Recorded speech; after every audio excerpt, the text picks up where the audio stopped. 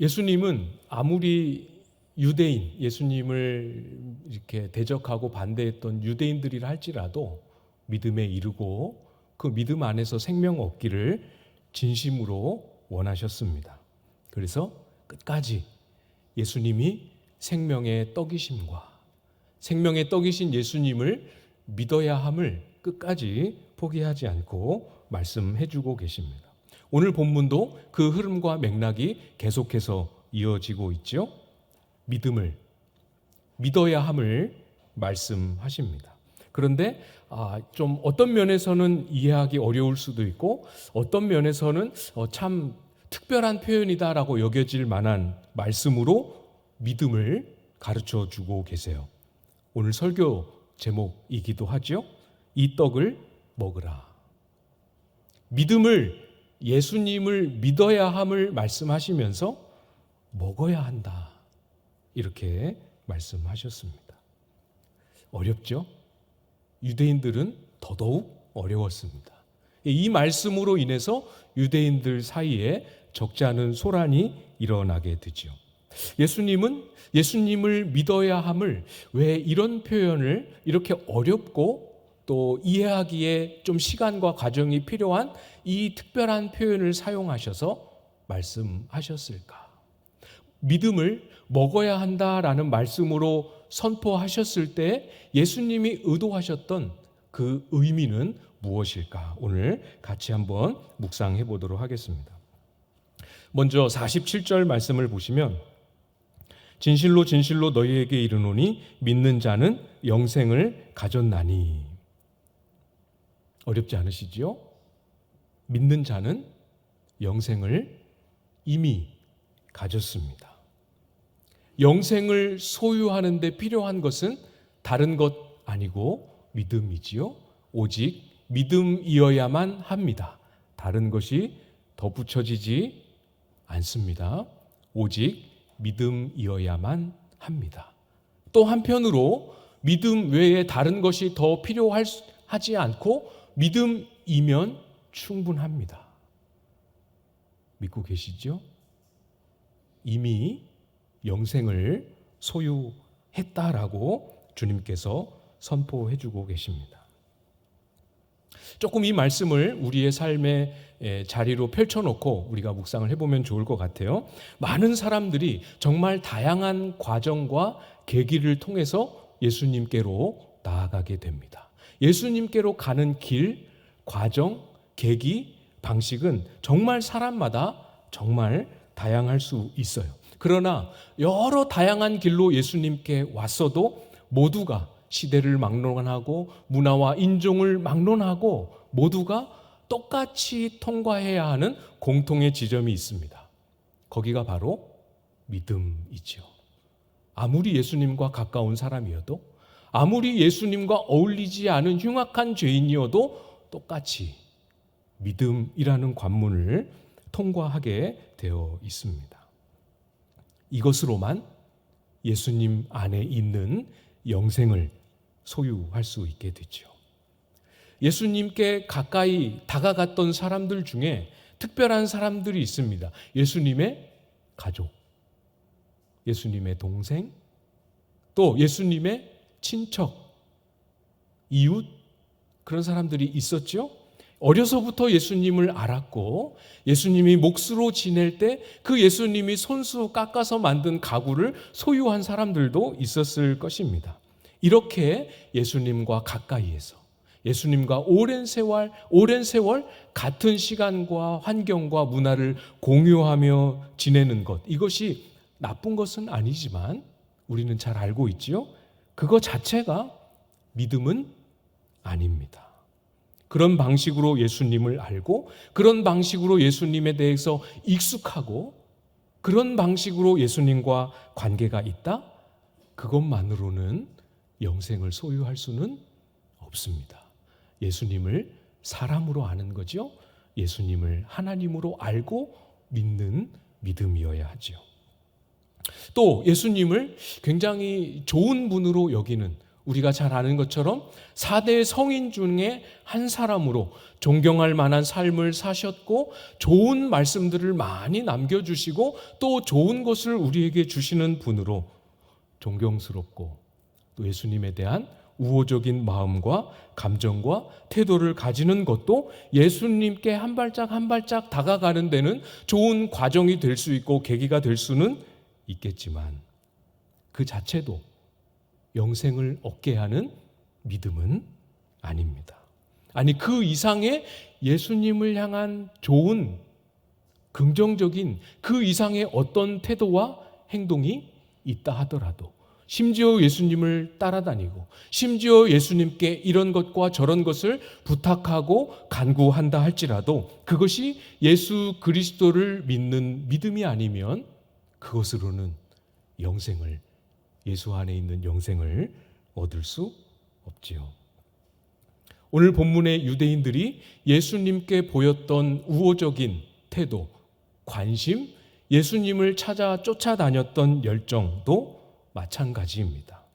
긍정적인 측면이 없지는 않지만 그 자체가 믿음은 아니에요. 그래서 계속 말씀하시죠. 떡을 달라, 표적을 달라, 이건 또 무슨 뜻이냐 할 때마다 예수님은 계속해서 유대인들에게 믿음을 도전하고 계십니다. 유대인들, 성경을 소유하고 있었죠? 성경에 박식했습니다. 전문가나 전문가가 아니나 성경을 어려서부터 배우고 지켜오는 문화 속에 자라왔습니다. 그들 적어도 스스로는 하나님에 대해서 잘 알고 잘 믿는다고 자부하는 사람들이었습니다. 그럼에도 불구하고 예수 그리스도, 똑같이 하나님이신 예수 그리스도를 믿는 믿음 안으로 쏙 들어오지 못했던 이유, 잘 기억하고 또 고민해봐야 합니다. 우리가 지난주에 봤던 45절 말씀에 보시면 선지자의 글에 그들이 다 하나님의 가르침을 받으리라 기록되었은즉 아버지께 듣고 배운 사람마다 내게로 오느니라. 스스로 구약 성경을 잘 알고 믿는다고 여겼습니다. 성경의 내용을 알 뿐만 아니라 하나님을 위해서 율법을 잘 지킨다고 자부했습니다. 그러나 정작 하나님이신 예수님을 믿는 일에는 실패했지요. 아버지의 가르침을 따른 믿음의 내용이 아니었기 때문에 그렇습니다. 아버지께 듣고 아버지께 배운 믿음, 다시 말하면 성경에서 가르치신 믿음이 아니고 그들 나름대로 생각했던 믿음, 우리가 이렇게 하면 하나님을 잘 믿는 것일 거야 라고 생각하고 여겼던 믿음, 자기들이 만들어 놓은 종교 체계일 뿐이었습니다.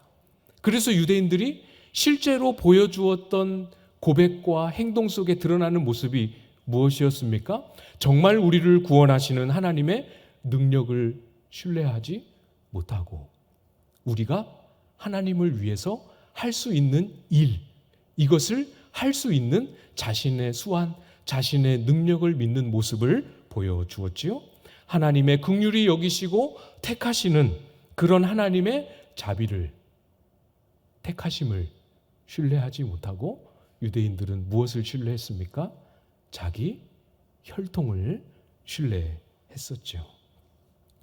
성경이 가르치는 믿음이 아니고 자기들 나름대로 생각하고 스스로 이게 믿음일 거라고 여겼던, 그렇게 만들어 놓았던 믿음이었습니다. 우리에게 적용해 볼 수 있겠죠? 나의 믿음은 성경이 가르치는 믿음의 방식과 내용과 기준을 따르고 있는가? 아니면 막연하게 내가 믿다고 생각하는, 내가 믿고 있다라고 여기는 차원에 머물러 있는가? 우리의 믿음을 잘 돌아볼 수 있어야 하겠지요? 정말로 성경이 가르쳐 주시는 믿음은 그렇다면 무엇인가? 예수님께서 직접 가르쳐 주십니다. 51절입니다. 나는 하늘에서 내려온 살아있는 떡이니 사람이 이 떡을 먹으면 영생하리라. 내가 줄 떡은 곧 세상의 생명을 위한 내 살이니라 하시니라.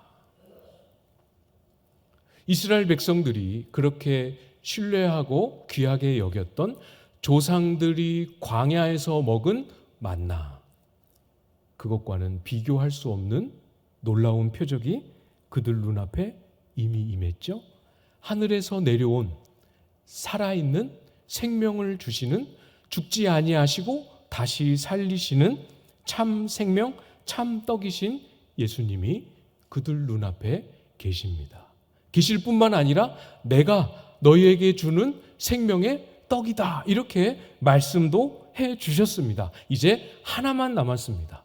모든 사람이 똑같이 통과해야 되는 관문 하나만 남았습니다. 무엇입니까? 믿음이죠. 그런데 그 믿음을 예수님은 뭐라고 말씀하셨습니까? 먹어라 라고 말씀하십니다. 예수 그리스도를 믿는 일, 예수님 참 생명의 떡이신 살이신 예수님을 먹어라, 이렇게 말씀하십니다.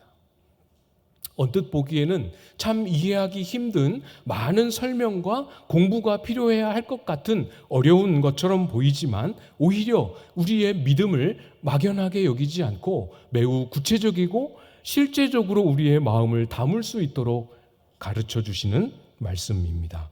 계속해서 예수님의 말씀의 흐름을 따라가서 이후에, 우리가 읽지는 않았지만 이후에 나오는 본문을 통해서 확인해 볼 수 있습니다. 54절 말씀인데요, 54절 말씀을 여러분이 한번 읽어 주시겠습니다. 54절 시작.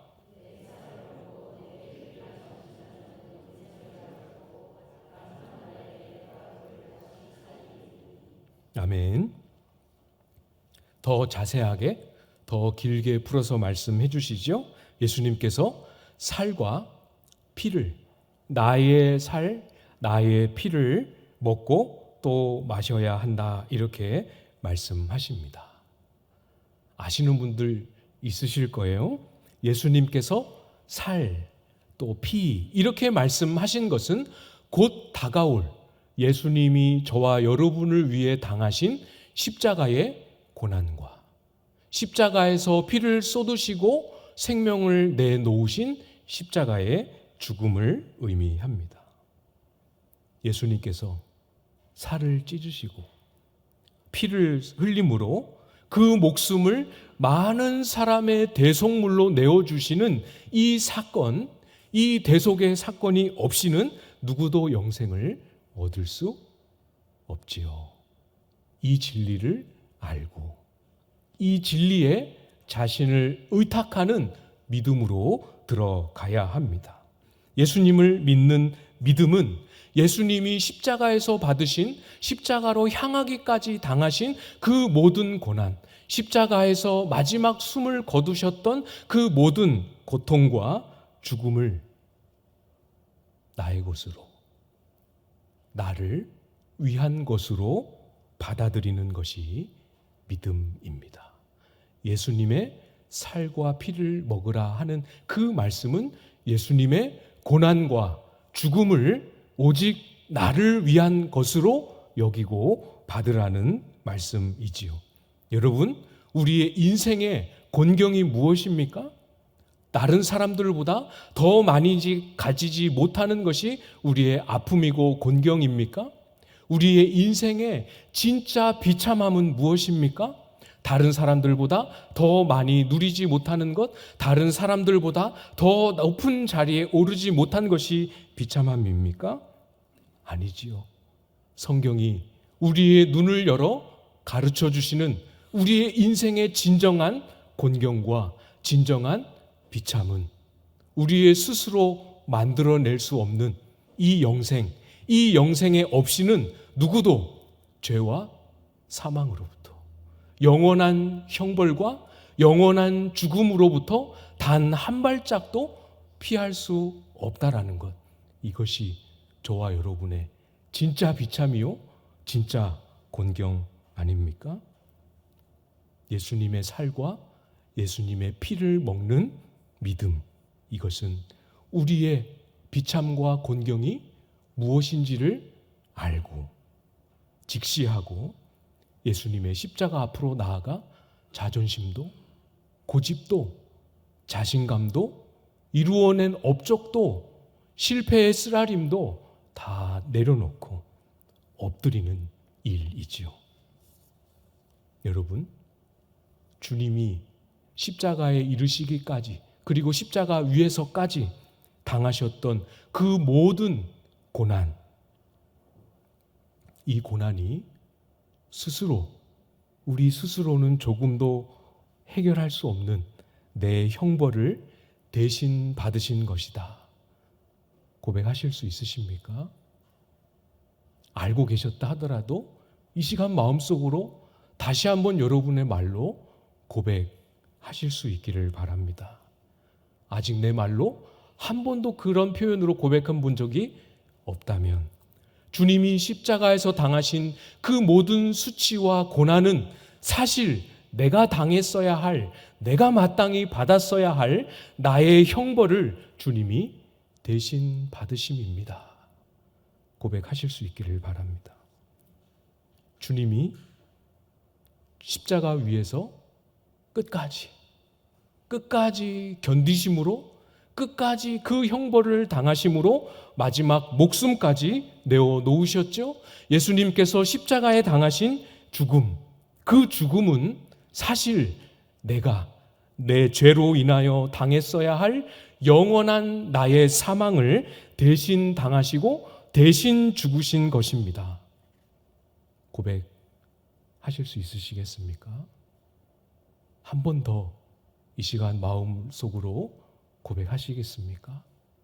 주님이 십자가에 죽으신 그 죽음은 원래 나의 죽음이었는데, 나의 영원한 죽음이었는데 주님이 저를 살리기 위해 대신 죽으신 나의 죽음입니다. 고백하실 수 있기를 바랍니다. 우리와 주님 사이의 관계는 이렇게 시작되었습니다. 이렇게 값이 지불됨으로 이런 대속의 죽음으로 관계가 시작되었습니다. 어떤 거래가 일어났습니까? 나는 주님 앞에 아무리 내놓아도 가치 없고 흉악하고 더럽기만 한 나의 불의한 영혼과 나의 불의한 육체를 주님께 내어놓았습니다. 주님은 그걸 받으시고 대신 우리에게 무엇을 주셨습니까? 죄 없으시고 흠도 없으신 하나님이신 그분의 육체, 그분의 살과 피 흘림으로 쏟아 놓으신 그분의 생명, 그 고귀한 주님의 몸과 주님의 생명을 우리에게 대신 주셨습니다.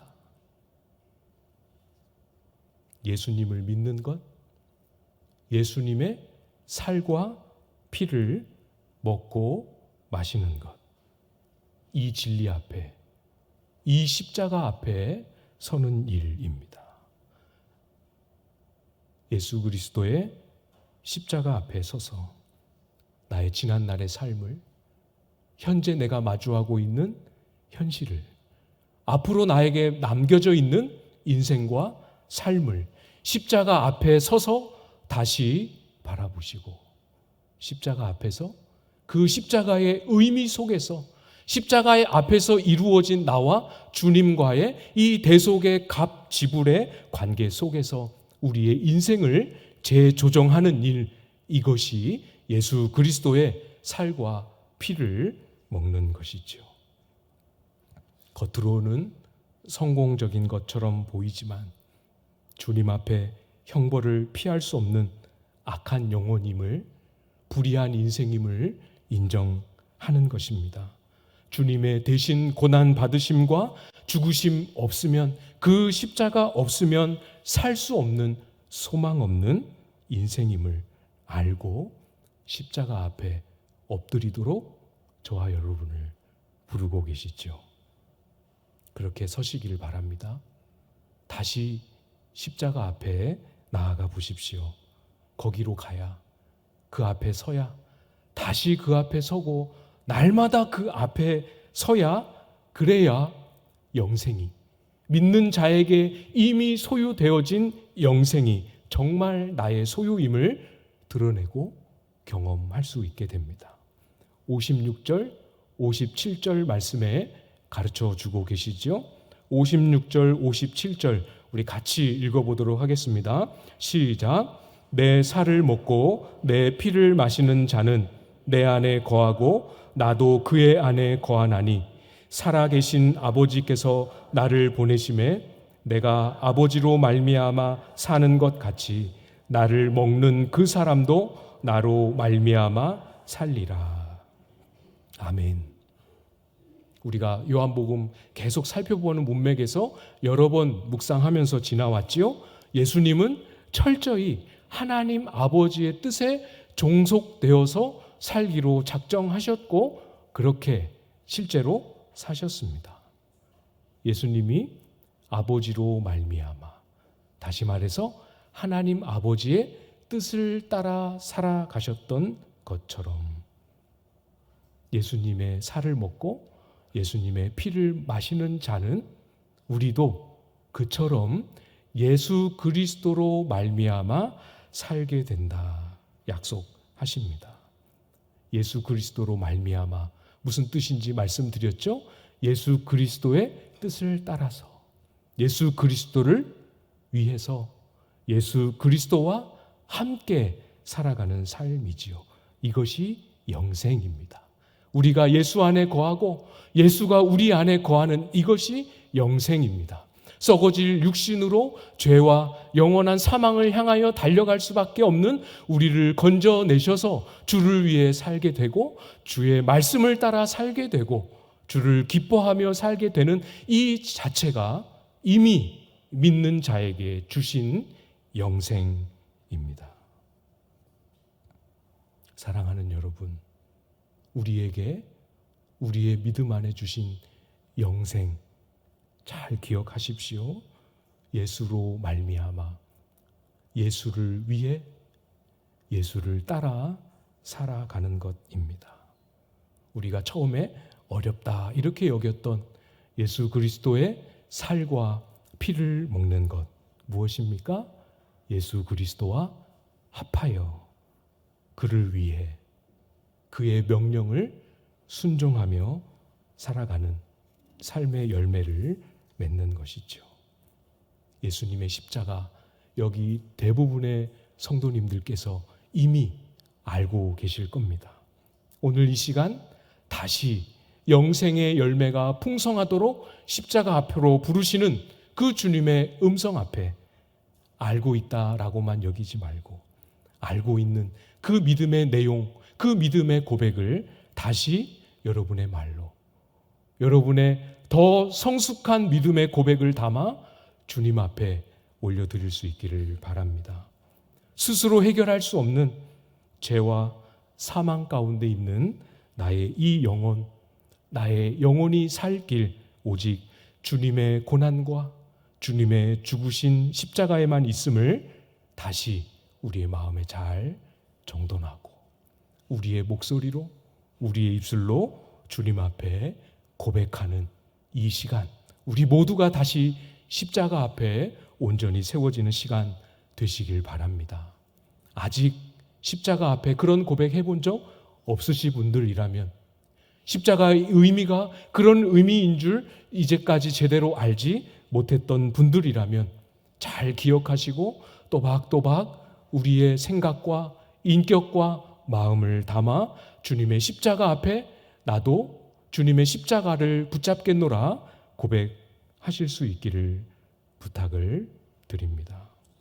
예수 그리스도의 이 십자가 앞에서 다시 나를 위해 살지 않고 나를 위해 죽으신 예수 그리스도를 위해 예수 그리스도를 믿는 그 믿음으로 이 땅의 삶을 살겠습니다 하는 이 영생의 증거, 우리의 삶의 모든 자리에서 맺어내고 드러내고 주님 앞에 올려드릴 수 있는 저와 여러분들 다 되실 수 있기를 주님의 이름으로 축복합니다.